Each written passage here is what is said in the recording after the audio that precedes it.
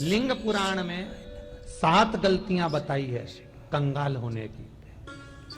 ये गलती अगर आपने भी करी है तो जिंदगी में कितना भी पुण्य करोगे उसका फल नहीं है। आज की कथा को लिखकर रखना, शायद तुम्हारी जिंदगी सवर जाए। लिंग पुराण में 7 गलतियां बताई है व्यक्ति को बर्बाद होने की। पहली गलती है, उसमें से अगर आप स्वीकार कर रहे हैं ये गलती तो समझ लो कि गलती आपने करी है। गंगा जल तो बुलवाया टैंकर भरकर, 21,000 बेलपत्र भी समर्पित कर रहे हो। आप मंदिर के अंदर बैठ गए, दर्शन करने वाला आता रहा, किसी को अंदर प्रवेश नहीं दिया। आप गंगा जल चढ़ाते रहे, आप बेलपत्र चढ़ाते रहे, आप स्वयं पूजन करते रहे, और दूसरा व्यक्ति ना जाने किस भाव से, किस रूप में आकर भगवान की सेवा करना चाहता था। पंडित जी ने आपके चक्कर में उसको जल नहीं चढ़ाने दिया, पंडित जी ने आपके चक्कर में उसको बेलपत्र नहीं चढ़ाने दिया। पहली गलती यह हो गई कि भगवान के भक्त को भगवान से दूर कर दिया गया। अब उठा लो श्रीमद् भागवत कथा।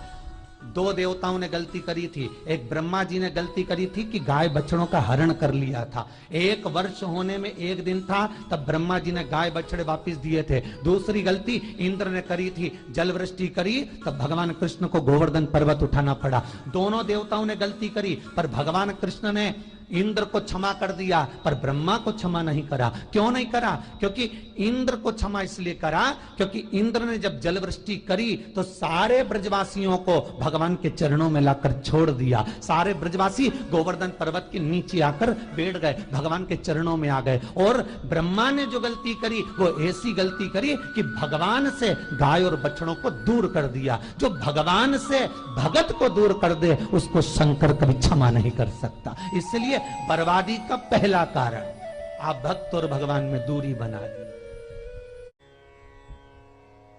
दूसरा कारण, भगवान की जब पूजन कर रहे हो, 21,000 बेलपत्र चढ़ा रहे हो, गंगा का जल चढ़ा रहे हो, चंदन चढ़ा रहे हो, अबीर चढ़ा रहे हो, गुलाल चढ़ा रहे हो, तो तुम्हारे भीतर ये अहंकार, जब तुम पूजन करके उठो तो उठते समय तुम्हारे भीतर अभिमान नहीं होना चाहिए कि मैंने जो अनुष्ठान करा उसके बराबर कोई नहीं कर सकता।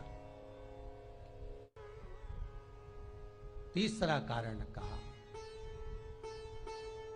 कि भगवान की सेवा तो आप कर रहे हो, भगवान की चाकरी में तो आप लगे हो, भगवान की आराधना भी कर रहे हो, दिया भी लगा रहे हो, धूप बत्ती भी लगा रहे हो, स्नान भी करा रहे हो, पंचामृत स्नान भी करा रहे हो, सारी पूजन अर्चना सब तुम कर रहे हो।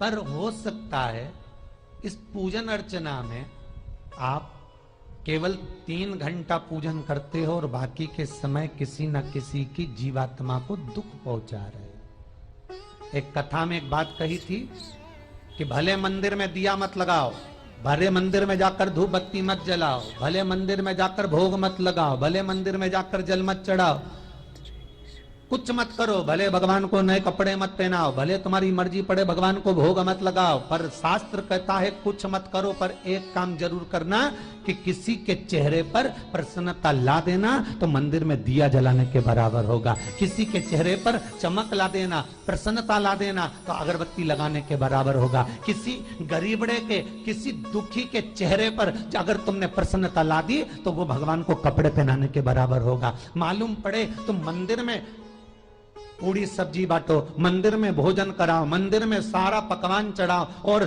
कोई तुम्हारे कारण अगर दुखी है तो तुम्हें वो सुख का भान नहीं हो सकता। तीसरा कारण है हमारा, वो सुख नहीं पी सकता।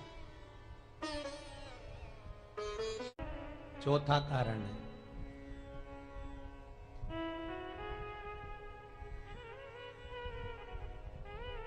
महाराज, जिस मंत्र को पढ़ा जा रहा है,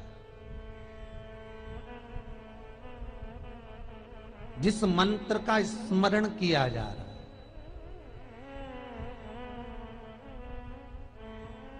जिस भगवान की माला को हम जप रहे हैं, हम पाठ कर रहे हैं, उसमें त्रुटि। उठा लीजिए दुर्गा सप्तशती। दुर्गा सप्तशती का हिंदी अनुवाद में एक थोड़ा सा दृष्टांत दिया है, आपको मालूम होगा।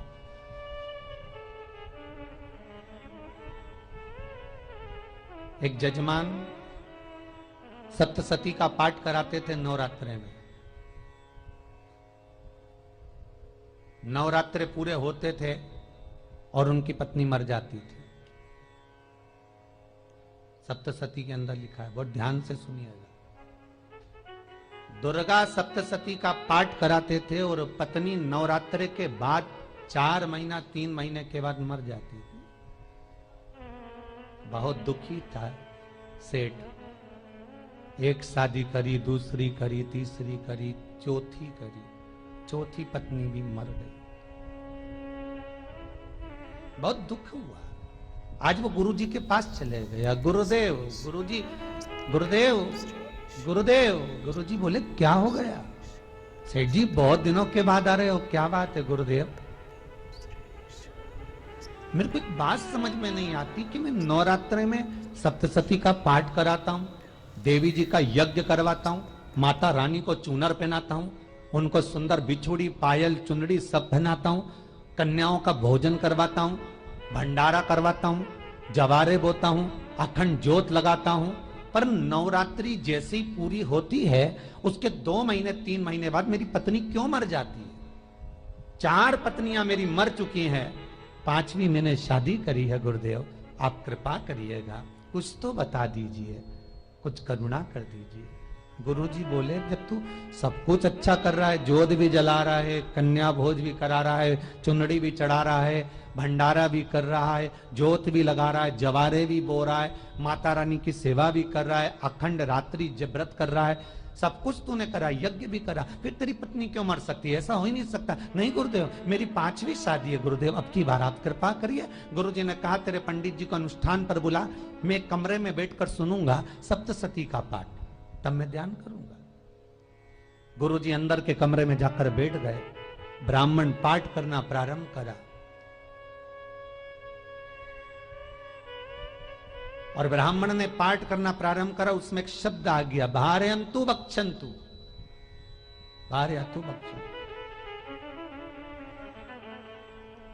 उसमें बोलना था भय पीड़ा को, हे जगत जननी तू भक्षण कर जा, पर ब्राह्मण बोलता था भार्या तू भक्षंतु, मेरी पत्नी को, मेरी भार्या को तू भक्षण कर दे। पंडित जी जैसे ही बोले गुरुजी बाहर निकल कर आ गए। पंडित जी को रोका, रुकिए गुरुदेव, आप हर साल अनुष्ठान कर रहे हो जजमान के यहाँ और बोल देते हो भार्यंतु भक्षंतु, हे देवी तू मेरी पत्नी को खा जा, तो माँ हर बार उस पत्नी को निगल जाती है। निवेदन है, शब्द सुधार लीजिए, शब्द ठीक है। चौथा कारण है कि आप जो पाठ कर रहे हो, आप जो पूजन कर रहे हो, आप जो अनुष्ठान कर रहे हो, उसमें कुछ ना कुछ गलती जरूर हो रही है। ये चौथा कारण है।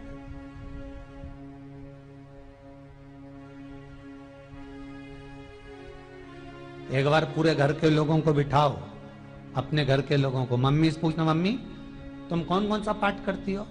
एक बार मम्मी से पूछना, फिर एक बार पापा से पूछना, पापा आप कौन कौन सा पाठ करते हैं सुबह? फिर बहू से पूछना, भाभी आप कौन कौन सा पाठ करती हो? फिर छोटी दुल्हन से पूछना, छोटी दुल्हन तुम कौन कौन सा पाठ करती हो? भैया आप कौन कौन सा पाठ करते हो? आप कौन कौन सा पाठ करते हो? पूछना। जब घर के अंदर बड़ी बहू अलग तरह का पाठ कर रही है, छोटी बहू अलग तरह का पाठ कर रही है, मंजली बहू अलग तरह का पाठ कर रही है, माँ अलग तरह का पाठ कर रही है, पति अलग तरह का पाठ कर रहा है, तो उसका जो प्रभाव है, कौन सी चीज कहां टकरा रही है जिसके कारण घर में रोग इतना है कि कोई सही होने वाला ही नहीं है।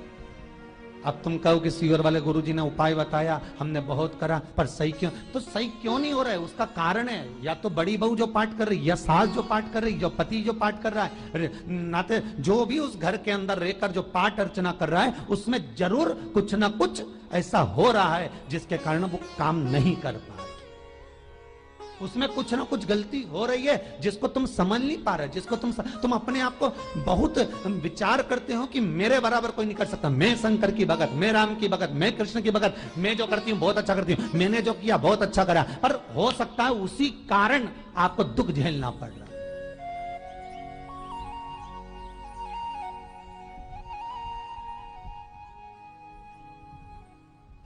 उसी के कारण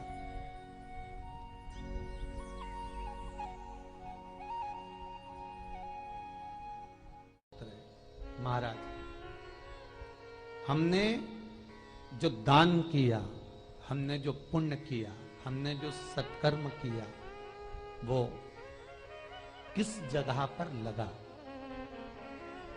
पांचवा सूत्र,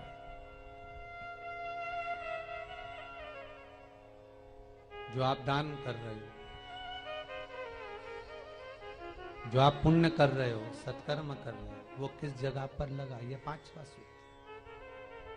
फिर निवेदन करेंगे, गाय, बेटी और लक्ष्मी 50 बार विचार करना, तब किसी को देना।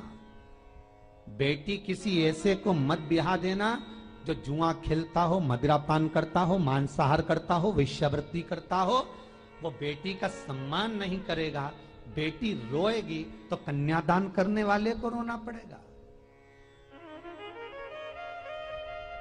दूसरे नंबर पर गौ माता, गाय ऐसे ब्राह्मण को दान मत देना कि ब्राह्मण के घर में खुद रहने की जगह नहीं और गाय को ले जाकर तुमने दे दिया और उस ब्राह्मण ने जब तक दूध दिया बांध कर रखा, एक तगाड़ी बाल्टी साड़ी के चक्कर में ले लिया, सोने के सींग के चक्कर में ले लिया और बाद में वही गाय कसाई के हाथ में बिक गई और कसाई ने काटा तो बद्दुआ तुमको लगी। बेटी, गाय और लक्ष्मी, पैसा भी किसी ऐसे भिखारी के कटोरे में मत दान देना कि जिसने ले जाकर मदिरा पान में लगा दिया, जुए में लगा दिया, वैश्यावृत्ति में लगा दिया। अगर जिस भिखारी के कटोरे में पैसा दिया उसने शाम को ले जाकर मदिरा पान में, जुए में लगा दिया, तो लक्ष्मी रोती है कि तूने मुझे गलत जगह पर दिया है, इसलिए अब तुझे रोना पड़ेगा। तब व्यक्ति को रोना पड़ता है, फिर व्यक्ति रोता है। गाय, बेटी और लक्ष्मी 50 बार विचार करो, क्या सही जगह पर दे रहे हो? और अच्छी जगह पर दोगे तो संपदा भी बढ़ती है, सुख आता है। अगर बेटी सुखी रहेगी तो मायके के लोग सुखी रहेंगे, गौ माता सुखी रहेगी तो संसार सुखी रहेगा। और आपने जो धन दिया, आपने जो पैसा दिया किसी भिखारी के कटोरे में, अगर उसने गलत जगह पर लगाया तो रोना तुमको पड़ेगा। किसी आजकल के भिक्षुकों को अगर रोटी दे दो तो लेते ही नहीं, आटा दो तो नहीं लेते।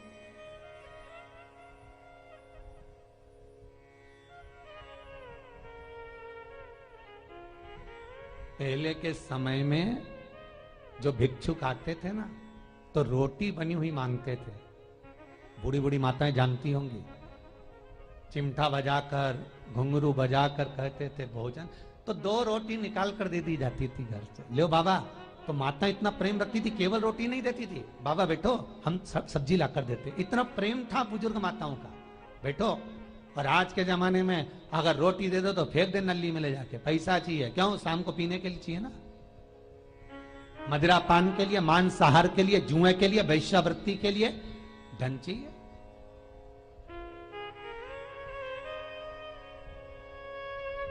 भोपाल के और इंदौर के, इंदौर का राजवाड़ा चौराया और भोपाल का लाल घाटी चौराया, इन दोनों चौराहे पर इतने से बच्चे लोग भीख मांगते हैं और उनकी माताएं और उनके पिता रोड के किनारे पर चिलम लगाते बैठे रहते हैं, पांव लंबे करके पड़े हैं और ये कमा कमा के उनको दे रहे हैं। और धन्य हैं ऐसे लोग जो उनको दान भी दे देते हैं। जिसको जरूरत है उस तक कुछ नहीं पहुंचता। अभी भी 4-6 महीने लॉकडाउन चला, जिसको जरूरत थी एक एक रोटी की उस तक कुछ नहीं पहुंचा, और जिसके पास में पहले से भरा हुआ था उसने और ले जाके भर लिया। जिसको जरूरत थी उस तक नहीं पहुंचा। अभी ठंड आ रही है, बहुत सारी संस्थाएं कंबल बांटेगी, रेलवे स्टेशन पे लोगों को कम्बल उड़ा रहे हैं, कोई सो रहा है जमीन पर उसको कम्बल उड़ा रहा है, बस स्टैंड पे चले गए कोई रोड पे सो रहा है कम्बल उड़ा रहा है, तो इतना बड़ा नाम चलेगा कि उनने कम्बल उड़ाए, कम्बल उड़ाए, कम्बल उड़ाए। और वो कम्बल जिसको उड़ाया वो दूसरे दिन जाकर कपड़े की दुकान पर बेच के आ गया, 200 रुपए लिया, रात को पीकर फिर सो गया, क्योंकि फिर कहीं कहाँ आएगा, फिर उड़ा के चले जाएगा, क्योंकि इन्होंने तो ये करके रखा है कि नाम कमाना है तो कम्बल उड़ाए जाओ। जिसको जरूरत है वहां तक सामान नहीं पहुंचता भाई, जिसको जरूरत है वहां तक सामग्री नहीं पहुंचती भाई। आपने दिया और उन्होंने ले जाकर बेच दिया, और फिर सोचते हो कि मैंने तो पुण्य करा है। कई लोग कहते हैं मैंने दान करा, मेरे को इतना फल मिलेगा। काहे का दान करा? ऊपर तो जा, यमराज के डंडे पड़ेंगे।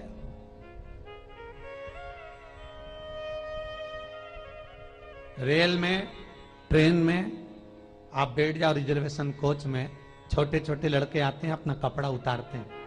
सही बोलना रे भाई, जितने लोग टीवी पर कथा सुन रहे हो, छोटे छोटे बच्चे अपना कपड़ा उतारेंगे और पोछा लगाएंगे रेल की बोगी में। जब गवर्नमेंट ने स्वीपर रख रखे हैं तो तुम्हें अंदर आने का किसने कहा? कौन ने कहा कि तुम अपना कपड़ा उतार के पोछा लगाओ? और वो अपने शरीर का कपड़ा उतार कर पोछा लगाता है, आपके आगे हाथ फैलाता है, आप एक एक 2-2 रुपए दे देते हो। वो अगले स्टेशन पर उतरता है, कोई सूंघने की सामग्री लेता है, सूंघ सूंघ के वो बर्बाद हो जाता है और कहीं कूद कर मर जाता है। उसके मरने में 1 रुपया तुम्हारा भी लगा है, इसलिए नरक तुमको भी भोगना पड़ेगा, क्योंकि उसके मरने में तुमने हेल्प करी है।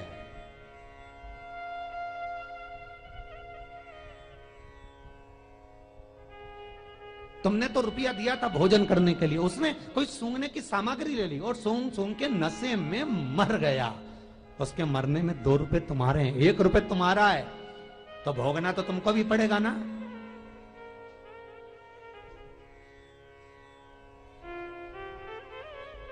कहीं अच्छी जगह लगाओ, सत्कर्म की ओर लगाओ, तो सुख का आनंद कुछ और ही होगा, सुख का आनंद कुछ और ही प्राप्त। हमारा धर्म, हमारा पुण्य, हमारा सत्कर्म।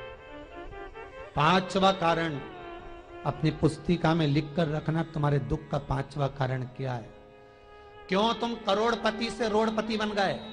तुम्हारे यहां पर 4-4, 5-5 गाड़ी थी, खूब वैभव था, खूब धन था, फैक्ट्रियां चल रही थी, सत्ताएं चल रही थी, खूब सत्ताएं थी, खूब वैभव था, खूब धन था, पर कुछ भी नहीं, सब धरा की धरा रह गए। सारा कोई वैभव बचा ही नहीं। बड़े भावपूर्ण भगत वो कहे, गुरुजी हम बड़े दुखी हैं, बड़े कष्ट में।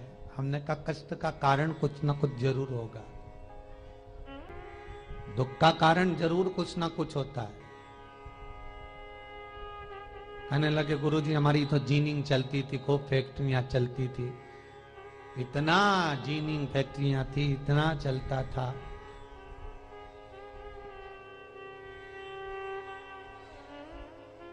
इतनी जीनिंग चलती थी, इतनी फैक्ट्रियां चलती थी, गुरुदेव बहुत दुखी हो गए। हमने कहा दुख का कारण, जो ये 7 कारण है शिव महापुराण के, लिंग पुराण में जो 7 कारण बताए हैं दुख आने के, जब फैक्ट्रियां अच्छी चल रही, जीनिंग अच्छी चल रही, व्यापार अच्छा चल रहा है, तो 7 कारण बताए हैं कि आप उन 7 कारण में से कोई कारण आपके साथ में हुआ है जिसके कारण आप रोड पर आ गए, करोड़पति से रोडपति बने।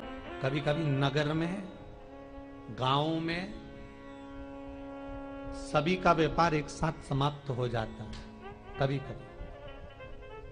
कभी गांव में, नगर में सबका व्यापार एक साथ समाप्त हो जाता है, सबका व्यापार एक साथ ही खल्लास हो जाता है, समाप्त, सभी कर्जे में हो जाते हैं। तो समझ लेना कि उस गांव के खेड़े का देव महादेव, उस गांव का खेड़ापति भगवान शंकर, उस गांव का शिव जरूर रुष्ट हुआ है, जरूर रुष्ट। उसको मनाने का प्रयास करो, जिससे अपनी नगर, अपना गांव फिर उन्नति की सीढ़ी पर चढ़ जाए।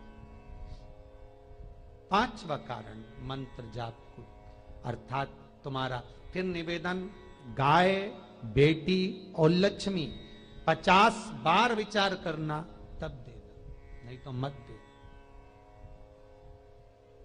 मत दीजिए। और महाराज भगवान शिव की कथा का छठा कारण बता रहे, हमारे दुख का कारण छठा कारण।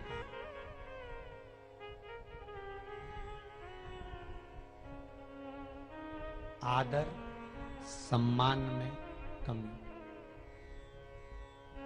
घर के जो बड़े हैं, घर के जो बुजुर्ग हैं, घर के जो आदरणीय हैं, उनका सम्मान नहीं कर पाए। सुंदर कहा, जिस घर में माँ बाप की इज्जत नहीं होती, उस घर में देखना कभी बरकत नहीं होती।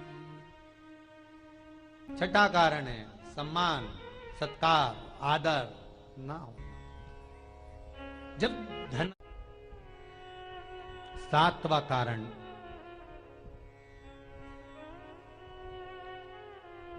ये अंतिम कारण है। जितने लोग कर्जे में लदालू में, जितने लोग दुखी हैं, जितने लोग तकलीफ में, आज की कथा को बहुत दिल से सुनना, अपनी गलती को जरूर छांटना। मुझे विश्वास है मेरा भोलेनाथ, आप अगर गलती को स्वीकार कर लोगे तो शंकर वापिस आपको करोड़पति बना देगा, लखपति बना देगा। शंकर आपके भंडार फिर भर देगा। 7 कारण में से अपनी गलती को जरूर छांटना साहब कि आपने गलती कौन सी करी, और अपनी गलती को छांट ले, यही सबसे बड़ी बात है ना। लोग सुनने के बाद भी नहीं छाटेंगे, नहीं मैंने तो कुछ करा ही नहीं, मैं तो कुछ कर ही नहीं, बस मैं ही तो है। हरी जगदम्बा वो मैं ही फंसा है बीच में।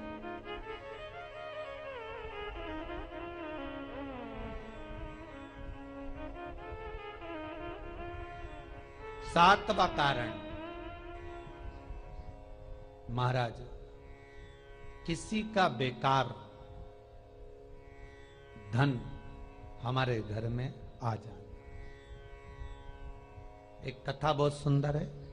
एक गांव में एक व्यक्ति रहता था, खूब अच्छी कमाई करता था। पत्नी ने कहा तुम्हारे पास कमाई अच्छी हो रही है तो ये पैसा तो कोई चुरा के ले गया तो पति बोला क्या करना चाहिए, तो एक काम करता हूं, बाजार से कोड़ियां खरीद लेता हूं। कोड़ियां जानते हो, वो ऐसे बच्चे लोग खेलते हैं, कोड़ी खरीद लाता हूं। अब गांव का व्यक्ति रोज कोड़ियां खरीद के लाए। उनके यहाँ बोरे पे बोरे भरा गए, बारदान पर बारदान भरा गए, पूरा कमरा कोड़ियों से भरा गया। एक दिन राजा बीमार पड़ गया। राजा बीमार पड़ा तो राजा को वेदों ने, डॉक्टरों ने कह दिया इसका एक ही इलाज है, कोड़ियां लाई जाए, कोड़ियों को जलाकर राख बनाई जाए, वो राख राजा के शरीर पर मली जाए। राजा के शरीर पर जब राख को मलेंगे तो राजा ठीक हो जाएगा। राजा ने अपने दूतों से कहा जाओ नगर में कोड़ियां देखो। राजभवन में देखा तो कोड़ी नहीं थी, बाजार में देखा तो कोड़ी नहीं थी, सारा मार्केट घूम लिया, चारों तरफ के राज्य देख लिया, कोड़ी नहीं मिली। राजा ने दूतों से पूछा बात क्या है। दूतों ने बाजार वालों से पूछा भैया कोड़ियां क्यों नहीं है। तो बाजार के व्यापारी बोले महाराज सुबेरे सुबेरे एक गांव का व्यक्ति आता है, सारी कोड़ियां खरीद कर ले जाता। सारी कोड़ियां, हाँ उसका पता दो। दुकान वालों ने पता दिया, वो वहां पहुंच गया, उसको डराया। राजा के दूतों ने तेरे पास कोड़ियां हैं, हाँ पर मैंने अपने पैसे से खरीदी है, फ्री की नहीं है, खूब खर्चा कर कर मैंने कोड़ियां जोड़ी हैं। राजा बीमार पड़ा है, कोड़ियां ला के दे। उसने मना करा, दूतों ने डराया, ठीक है लो। उन्होंने बारदान खोल लिया, झोला खोल लिया, बैग खोल लिया। राजा के दूतों ने बैग खोला। वो गांव का व्यक्ति एक थाली में कोड़ियां लाता, उस पर हाथ फेरता और झोले में डालता जाता, फिर भर कर लाता, फिर हाथ फेरता, फिर झोले में डालता। राजा के दूतों ने कहा एक बार में पूरा बारदान उठाकर क्यों नहीं दे देता, ये बार बार हाथ क्यों फेर रहा है। वो गांव का व्यक्ति बोला महाराज मैं कोड़ियों को थाली में भरकर हाथ इसलिए फेर रहा हूं, इन कोड़ियों में से मैं वो एक कोड़ी ढूंढ रहा हूं कि ऐसी कौन सी कोड़ी मेरी इन कोड़ियों में आकर मिल गई जो मेरी इतनी सारी कोड़ियों को लेकर जा रही है। बस वो चरित्र याद करना कि एक कोड़ी हमारे घर में कोई ऐसी आ जाती है जो सारी रखी हुई कोड़ी को लेकर चली जाती है। और जिंदगी में घर में धर्म की, पुण्य की, सत्कर्म की एक कोड़ी ऐसी आ जाती है जो शिव महापुराण की कथा करवा देती है। वो कोड़ी को ढूंढना कि वो कोड़ी कौन सी है। जो अच्छा काम करवा रही है अच्छी कोड़ी आई होगी, सत्कर्म करवा रही है अच्छी कोड़ी आई होगी। और मालूम पड़े एक कोड़ी ऐसी आ गई जो डॉक्टरों में भरवा रही है, सारा की सारा धन मेडिकलों में लगवा रही है, पुलिस में लगवा रही है, कहीं गलत जगह पर लगवा रही है, कहीं एक्सीडेंट में लगवा रही है। जो कोड़ी गलत जगह पर धन को लेकर जा रही है, समझ लेना कि वो कोड़ी बेकार आ गई जो सारा का सारा बर्बाद करने में लगी हुई है। उस कोड़ी को पहचानो कि वो कोड़ी कौन सी है। 7वां कारण शिव महापुराण का, लिंग पुराण का लिख कर रखना कि एक कोड़ी ढूंढना कि वो कोड़ी कौन सी घर में आ गई जो हमें बर्बाद कर कर चली गई। तो कोड़ी को ढूंढ लिया, वो रुपये को ढूंढ लिया, वो 1 रुपया कौन सा आ गया, वो धन कौन सा आ गया जो हमें बर्बाद कर गया। कैसा है